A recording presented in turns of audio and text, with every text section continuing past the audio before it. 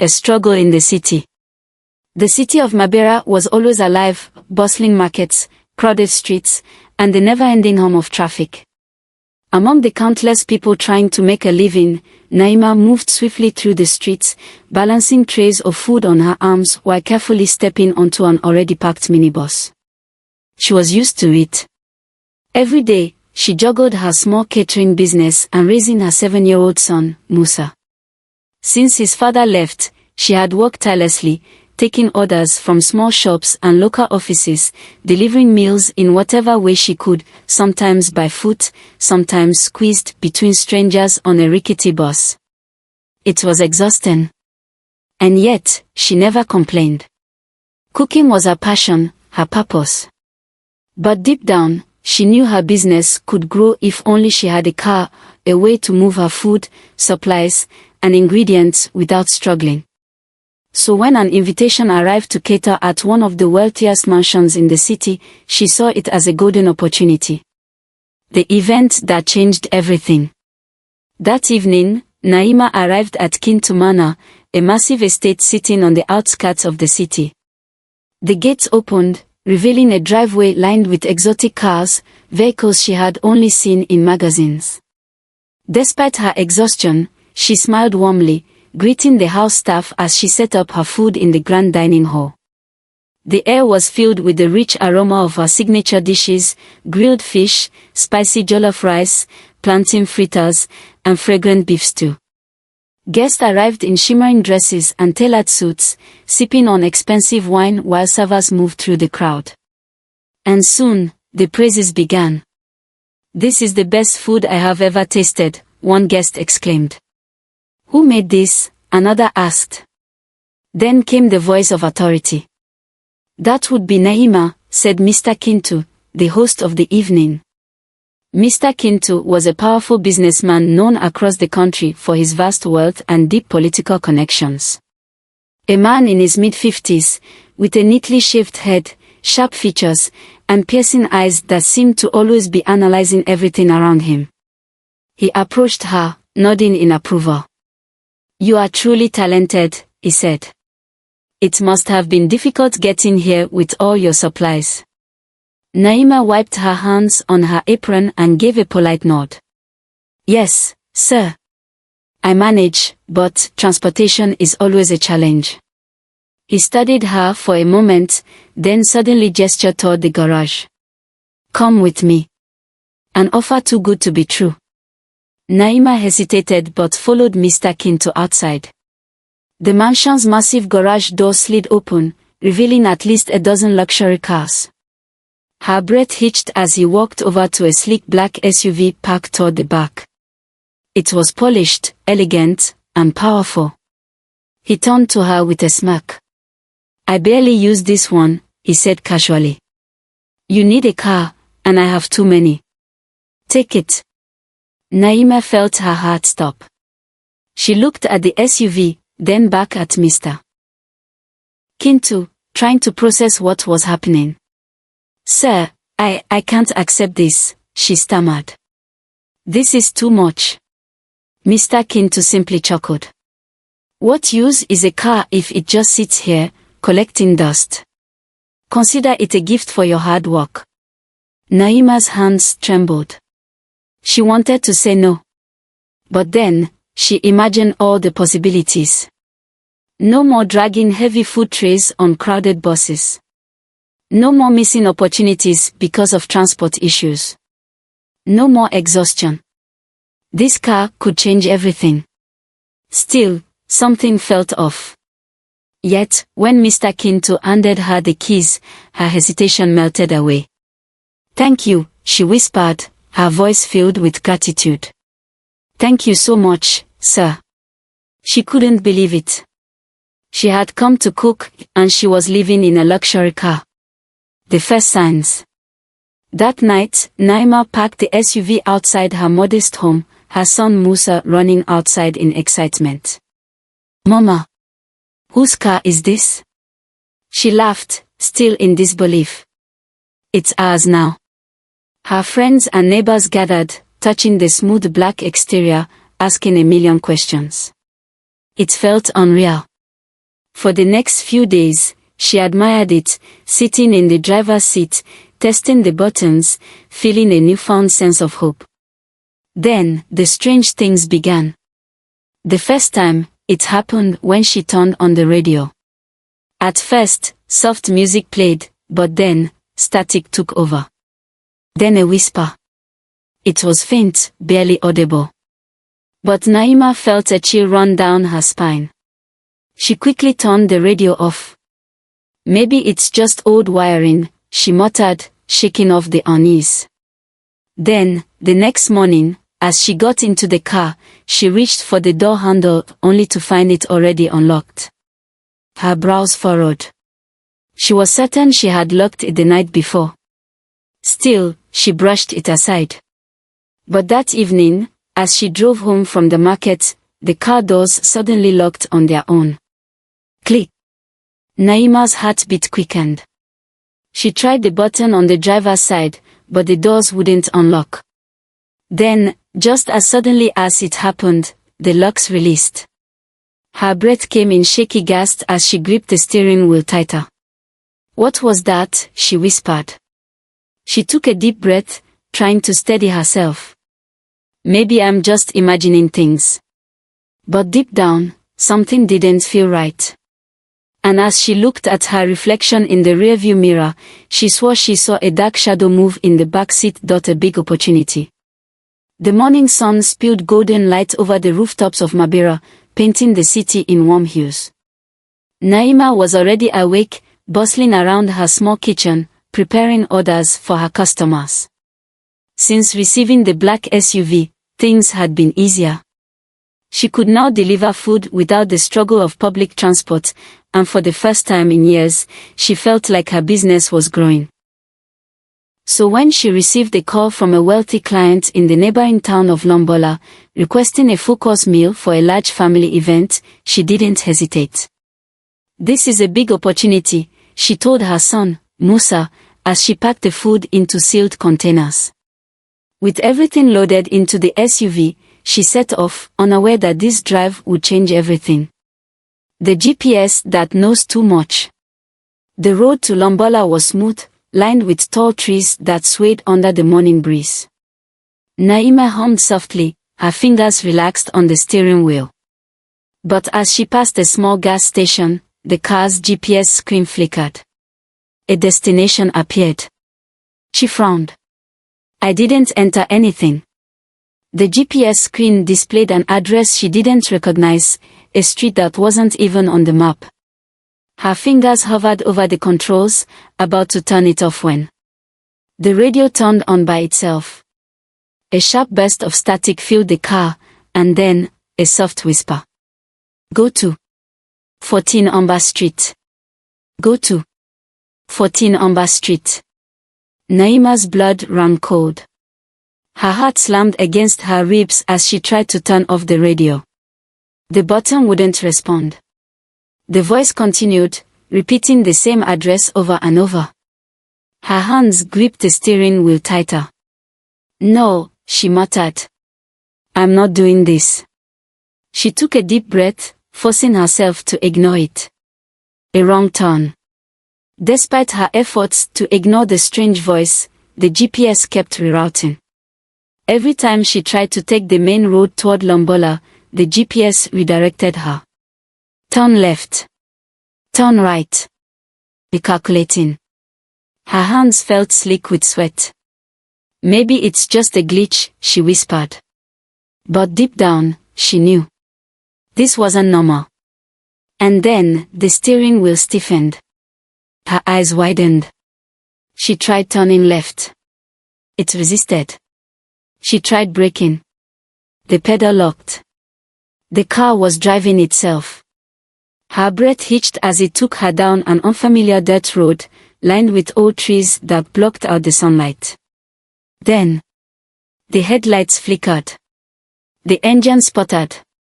And the SUV came to a complete stop. The abandoned house. Naima's breathing was shallow. She looked around, her pulse thundering in her ears. The street was empty. The buildings were run down, their windows shattered, their walls covered in vines and dust. And then, she saw it. The house in front of her. A two-story structure with a rotten wooden door, its paint peeling as if it had been abandoned for years. And yet, a single light glowed inside. Her stomach twisted. The car radio crackled again. "You're here." A sharp knock on the window made her scream. The warning. A young man stood outside, staring at her. His face was shadowed by the dim streetlight, but his posture was rigid, his eyes wide with fear. He gestured frantically for her to roll down the window. Naima hesitated. But something about his expression terrified her more than the house.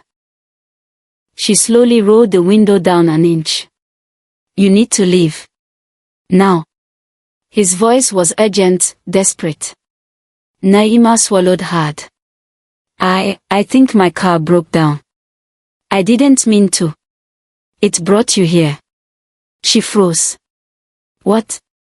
The young man glanced at the SUV, his hands trembling. That car shouldn't be here. It belongs to." He stopped. His gaze flickered toward the house, then back at her. He took a step back. "Go. Before it's too late." Naima didn't need to be told twice. She turned the key. The engine roared to life instantly. Her fingers shook as she slammed the gear into reverse and sped away, the dust swirling in her wake. In the rearview mirror, she saw the young man standing in the same spot, watching her leave. And the light inside the house flickered out. A question without answers. By the time she reached the main road, her heart was still hammering. She pulled over, taking deep, shaky breaths. "What just happened?" she whispered. She glanced at the GPS. The mysterious address was gone. The screen was blank. And the radio was silent. Her hands trembled as she grabbed her phone and looked up 14 Umber Street. Her stomach dropped. The address didn't exist.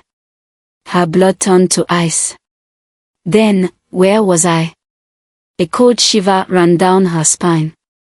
And for the first time since she received the car, she realized. Maybe this gift wasn't a blessing after all, seeking the wise one. The next morning, Naima woke up feeling restless. She had spent the entire night tossing and turning, replaying the events in her head, the mysterious GPS, the strange radio whispers, and the young man's warning. Something about that house had unsettled her. But what truly terrified her was the way the SUV had driven itself. She knew one thing for certain, this was not just a car. So, she did what anyone in Mabera would do when facing something unexplainable. She went to see Baba Tunji. A man who knows everything. Baba Tunji was a respected elder, known throughout the city for his wisdom and knowledge of the past. People whispered that he could uncover secrets even the dead wished to keep hidden. Naima found him at his usual spot, a small wooden shop, filled with old books, dusty artifacts, and faded newspaper clippings. The moment she stepped inside, the scent of burning incense and aged paper filled her nose.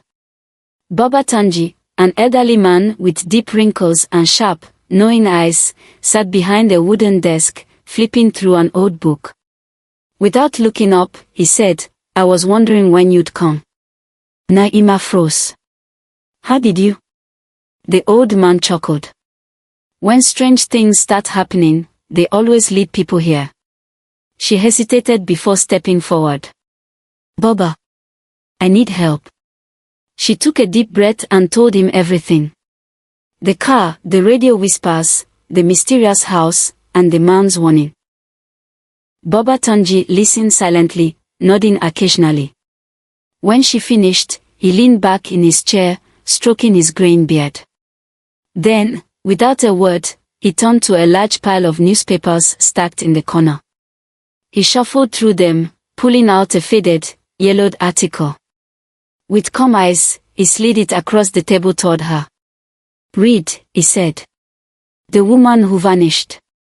Naima picked up the old newspaper with trembling fingers. The headline sent a shiver down her spine. Mystery in Mabera, young woman vanishes without a trace. Her breath caught as she read further. The woman's name was Zahra. She had disappeared 5 years ago. And the last time anyone saw her, she was driving the same black SUV. The blood drained from Naima's face. She clutched the newspaper tighter, her pulse pounding in her ears. This can't be, she whispered. Baba Tunji tapped his finger on the article. She was last seen near the same street where your car took you. Naima's heart stopped. 14 Umber Street. The non-existent address. She looked up at Baba Tunji, feeling the walls closing in. What happened to her? She asked. The old man sighed. No one knows, he said. The case was never solved. Some say she ran away. Others believe she was involved in something dangerous. Naima swallowed hard. The same car that she had accepted as a gift had belonged to a missing woman. Suddenly, the room felt too small. The air too thick. She wanted to believe it was a coincidence. But deep down, she knew. It wasn't. A warning and a choice. Baba Tunji's voice pulled her back. Return the car. Naima blinked. What? The old man leaned forward, his eyes dark and serious. That car is not yours, he said. It belongs to a story you do not want to be a part of. Naima shivered. A story. A warning. Baba Tunji's words hung in the air, heavy with truth. Take it back to whoever gave it to you, he continued. Before you get caught in something you cannot escape. Naima nodded slowly, her stomach twisting in fear. I will, she whispered. But deep down, a voice nagged at her. Would returning it really solve anything? Or was it already too late? The blood-stained secret.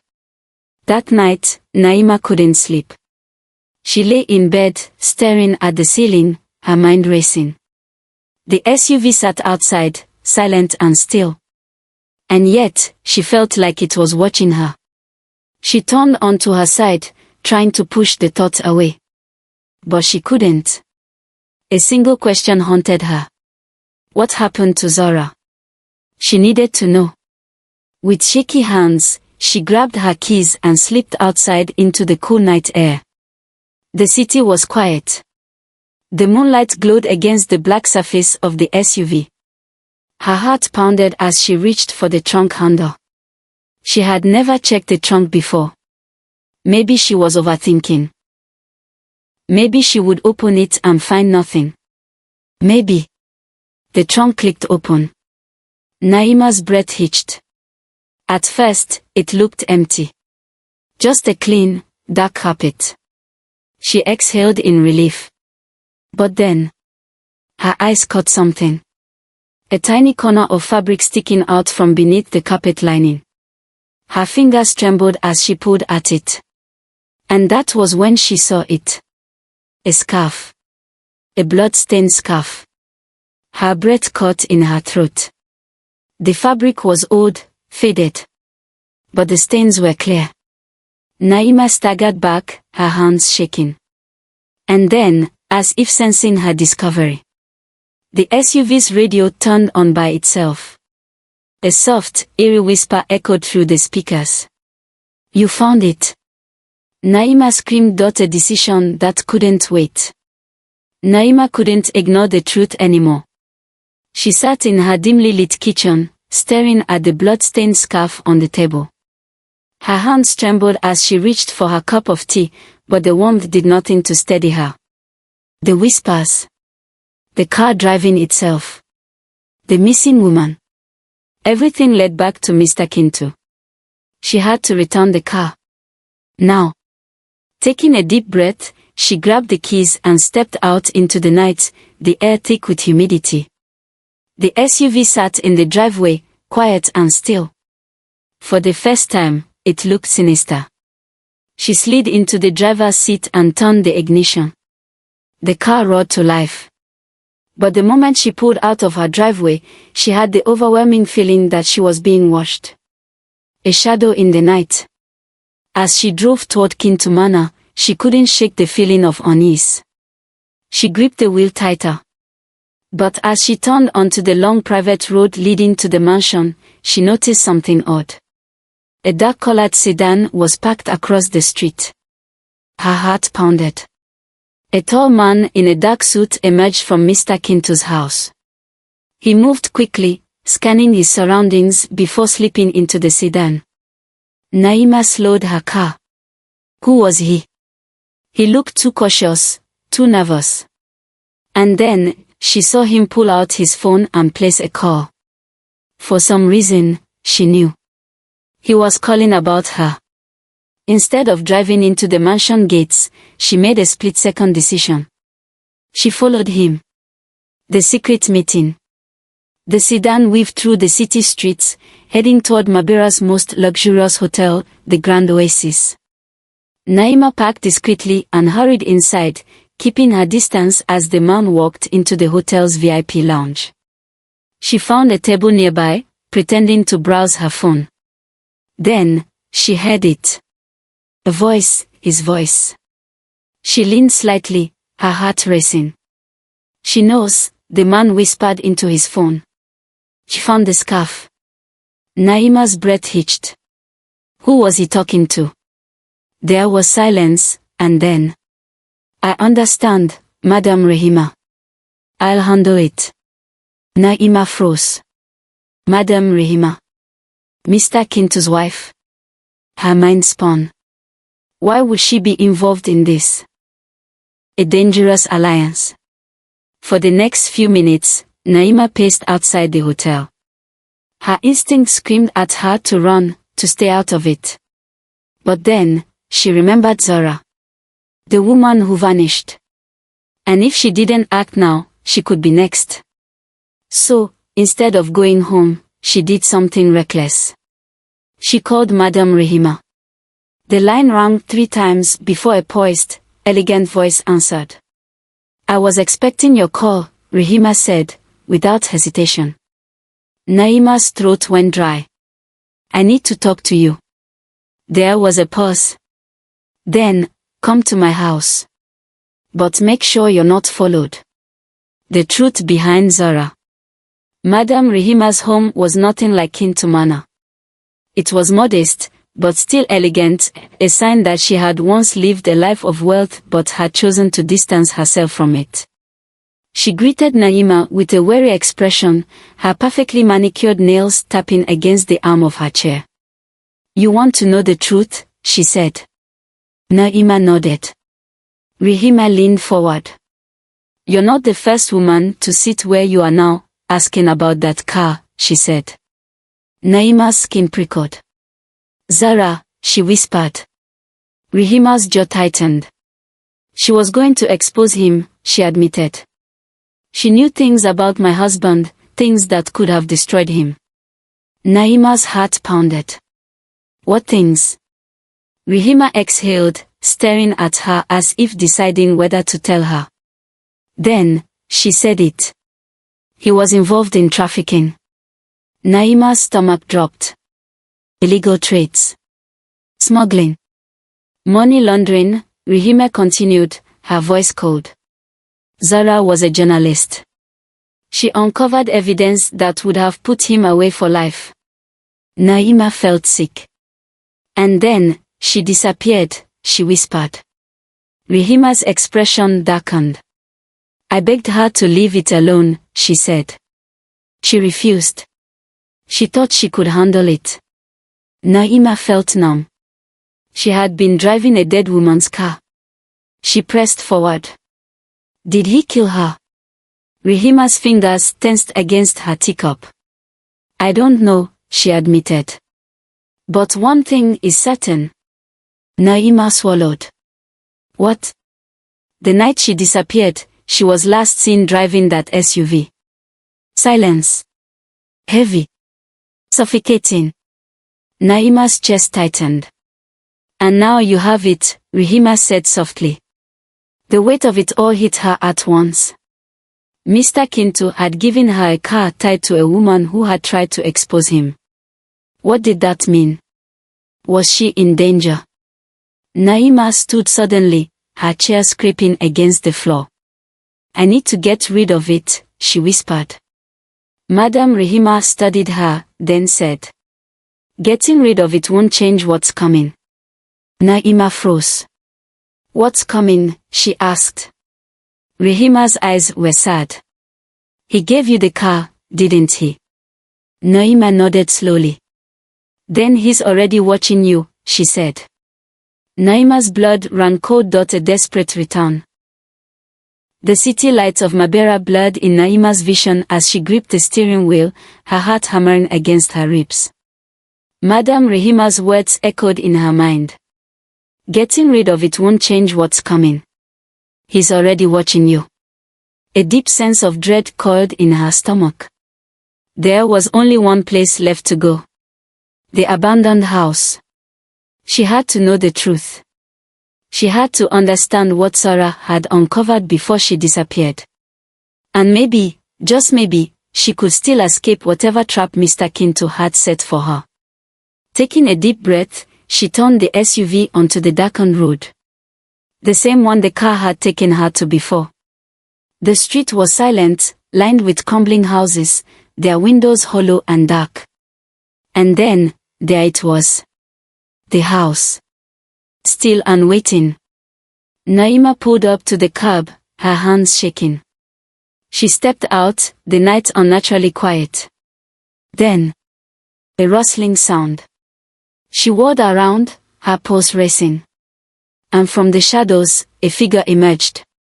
The missing brother. It was him. The young man from before. The one who had warned her to leave. But this time, he didn't tell her to go. Instead, he stared at the SUV, his jaw clenched. You came back, he said, his voice hoarse. Naima swallowed hard. I need to know the truth. The young man exhaled, his eyes dark with something heavy, grief, rage, and something else. Then you should know my name first, he said. I'm Johi. Naima's breath caught. She had heard that name before. She had read it in the newspaper article Baba Tunji had shown her. Johi. Zahra's younger brother. The only family she had left. Naima's throat tightened. You knew, she whispered. You knew this car was hers. Johi's gaze burned into hers. My sister died in that car. The words sent a shockwave through Naima's body. She took a step back, her chest tightening. No, she whispered. Mr. Kintu, he said he barely used it. He lied, Johi said coldly. Naima's breath came in shaky gasps. Johi took a step closer. That car, he said, was the last place my sister was seen alive. Naima felt a chill crawl up her spine. The night she disappeared, she sent me a message, Johi continued. She said she had evidence, something that could take Mr. Kintu down. She told me she was going to meet someone that night. His hands curled into fists. But she never made it. Naima's mind raced. If Zahra was going to meet someone, who was it? And more importantly, where was the evidence? Naima opened her mouth to ask. But the sound of tires screeching in the distance cut her off. Johi's head snapped toward the road. His face paled. Oh no, he whispered. Naima turned. And saw the black SUVs speeding toward them. A fight for survival. Run! Johi shouted. Without thinking, Naima spun on her heel, sprinting toward the side of the house as the SUV skidded to a stop. Door slammed. Boots hit the pavement. And then, gunfire. Bullets ripped through the silence, hitting the walls as Naima and Johi dove behind the building. Her breath came fast, panicked. Who are they? She gasped. Johi's face was grim. Mr. Kintu's men. Naima's stomach twisted. He sent them to kill us, she whispered. Johi nodded. They had no weapons. No way to fight back. But they had to escape. Follow me, Johi hissed. He grabbed her wrist, pulling her through the back alley. The gunman shouted behind them, their footsteps growing closer. Naima's lungs burned as they weaved through narrow passages, the walls closing in. Then, they reached an old wire fence. Johi climbed first, moving fast. Naima followed, her hands trembling as she scrambled over the metal. But as she landed on the other side, a bullet whizzed past her shoulder, grazing her skin. She screamed. Pain flashed through her arm, hot and searing. Johi grabbed her, pulling her forward. Keep moving, he urged. They ran. Through the alley. Past the rusted cars. Through the deserted streets. Until, finally, the gunshots stopped. Only the sound of their labored breathing remained. Johi turned to her, his expression wild with urgency. They won't stop hunting us, he said. Not until we find what Zahra left behind. Naima, still shaking, held her injured arm. And then she realized. If Mr. Kinto was willing to kill them, the evidence had to be something big. Something worth murdering for. She met Johi's gaze. Then we need to find it first, she said. Johi nodded. They had no other choice but a plan for justice. Naima sat in Baba Tunji's small workshop, her arm bandaged from the bullet graze, her mind racing with everything that had happened. Across from her, Johi paced, his fist clenched, his jaw tight. We need to end this, he said. Naima nodded. They had barely escaped alive. And Mr. Kinto would keep hunting them unless they found Zahra's evidence first. Madame Rehema sat nearby, arms crossed, her expression unreadable. I've been gathering proof against my husband for years, she admitted. But Zahra's evidence, if we can find it, it will be enough to put him away for good. Naima turned to Baba Tunji. You know everything that happens in this city, she said. If Zahra had the evidence, where would she have hidden it? Baba Tunji exhaled, rubbing his beard. There's only one place she could have left it, he said. Naima leaned forward. Where? Johi's eyes darkened. The house, he whispered. Naima's heart stopped. The abandoned house. The place where the SUV had taken her. The place where Zahra had disappeared. Baba Tunji nodded. If Zahra hid something, it's there. A cold shiver ran down Naima's spine. Then we need to go back, she said. And this time, they wouldn't be running. A dangerous discovery. They returned to the abandoned house under the cover of darkness. Johi led the way, his hands clenched into fists, his eyes scanning for any sign of danger. Naima followed closely, her breath shallow. Madame Rehema stayed in the SUV, ready to call the police if anything went wrong. Inside, the house was silent. Dust filled the air, settling over the broken furniture like a shroud. This place gives me chills, Naima whispered. Johi moved toward the floorboards, pressing his hands against them. My sister told me once, he murmured, that if something ever happened to her, I should check under the floor. Naima held her breath as Johi pulled a rusted crowbar from his bag and wedged it beneath the wood. With a sharp crack, the floorboard lifted. And beneath it, a small, metal box. Naima's heart pounded. Johi's fingers shook as he lifted it. He pried it open. Inside was a USB drive.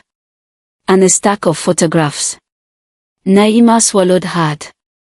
The images showed Mr. Kinto meeting with dangerous men, bribing officials, overseeing illegal deals, trafficking people. Everything Zahra had risked her life for. Everything Mr. Kinto had killed to keep secret. Johi's hands tightened around the evidence. This is it, he whispered. This is what she died for. A sound outside made them freeze. Engines. Doors slamming. Naima's blood ran cold. They are here. The trap is set. Outside, black SUVs lined the street. Men in dark suits emerged, guns glinting under the streetlights. And then, Mr. Kinto stepped out. His expression was calm. Too calm. Naima's heart pounded. They were trapped. Johi clenched the USB in his hand. What now? Naima whispered. Johi didn't answer. Because at that moment, police sirens filled the air. Blue and red lights flashed against the broken windows. Mr. Kinto whirled around, his face twisting in fury as police flooded the street, surrounding him. His men tried to run. But officers tackled them, dragging them to the ground. Naima stared in disbelief. Then she turned. And saw Madam Rehema standing beside the police chief. She had led them here. Mr. Kinto's face paled as officers cuffed his hands behind his back. His eyes locked onto Rehema. You set me up, he snarled.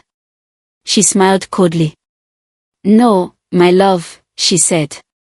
You did this to yourself. And just like that, Mr. Kinto's empire collapsed. Zahra's resting place. An hour later, the house was swarming with police. Naima and Johi stood to the side as officers dug up the backyard. Naima already knew what they would find. And when the first officer's face turned pale, she knew it was over. The remains were badly decomposed. But the scarf Naima had found. It matched the one still wrapped around the skeleton's neck. Johi's hands shook. Naima placed a gentle hand on his shoulder. For the first time in 5 years, Zahra had been found. And Mr. Kinto would never hurt anyone again. The final goodbye. A week later, Naima stood outside her small home, watching as a tow truck pulled the black SUV away.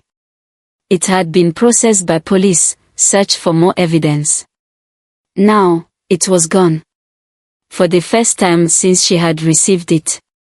The whispers had stopped. No voices. No shadows. No strange movements.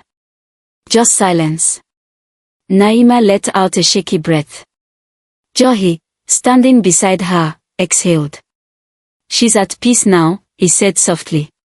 Naima nodded. She had accepted a gift that turned out to be a curse. But in the end, her kindness had led to the truth. And because of that, Zahra had finally been heard. As the SUV disappeared down the road, Naima smiled for the first time in weeks. Justice had been served. And she could finally move on. The end.